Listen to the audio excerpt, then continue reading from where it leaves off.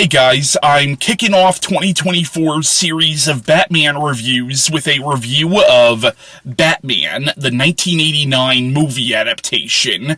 Now, this is actually a comic book adaptation of the 1989 film Batman, directed by Tim Burton and written by Sam Hamm, and of course based on the DC Comics character created by Bob Kane and Bill Finger.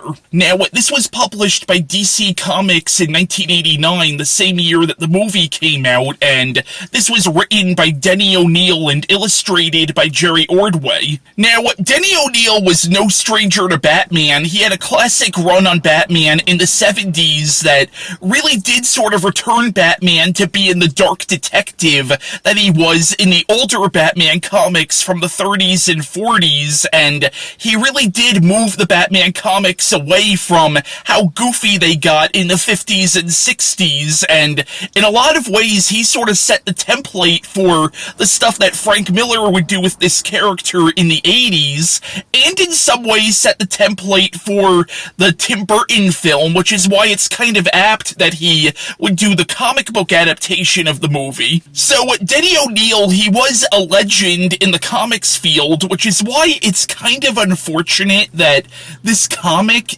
isn't very good, and I'm not necessarily blaming O'Neil for that. In a lot of ways, it's just the nature of what this is. This is a comic book based on the movie, and it adapts and condenses the movie, but it has none of the charm or the heart that the movie did. In a lot of ways, this feels more like product than an actual piece of art. So the plot of the comic is it's the same plot as the movie. It's set in a city called Gotham, which is a city plagued by crime and corruption, but a masked vigilante known as the Batman has declared war on the criminals of Gotham, and Batman is secretly Playboy billionaire Bruce Wayne, who as a child witnessed the murder of his parents. In the story, we also follow a criminal named Jack Napier, who is the underboss for a vicious crime lord named Carl Grissom.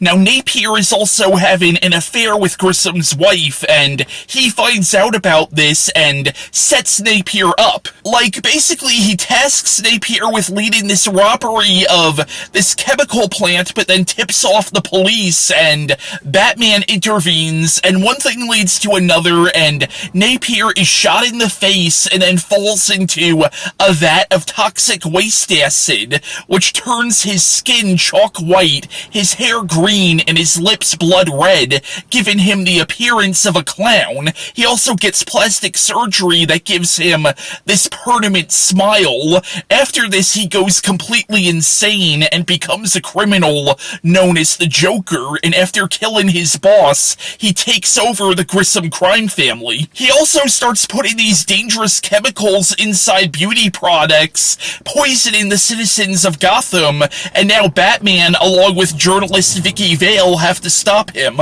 So yeah, like I said, the comic is really just a novelty thing if you're a fan of the movie, but it really doesn't work as a standalone comic. And yeah, the comic just sort of glosses over things from the movie, and it also cuts out a lot of key scenes, creating, honestly, a lot of plot holes, and also removing a lot of the character development from the film. So yeah, if you're a fan of the movie, check it out, but as a standalone comic, it really doesn't work, and once again, I'm not really blaming Denny O'Neil for this. He was probably just following certain guidelines that DC gave him, and at the end of the day, it's really just product. Like, it really doesn't feel like there was any effort to make this a good comic on its own. Denny O'Neil also did the comic book adaptations for the sequels to Tim Burton's Batman. He did the comic book adaptation of Batman Returns, which I actually reviewed a few years ago, and that had a lot of the same problems as this. He also did the comic book adaptations of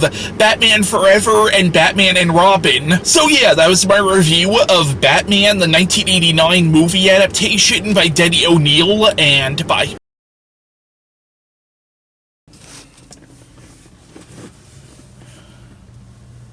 Really? You're parked right behind me? Of all the places you could park, you choose to park right fucking behind me? Jesus.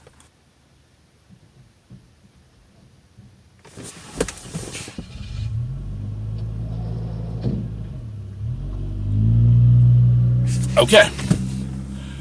Jesus Christ. Seriously, of all the fucking places you could park, you park right behind me? What if I need to get out?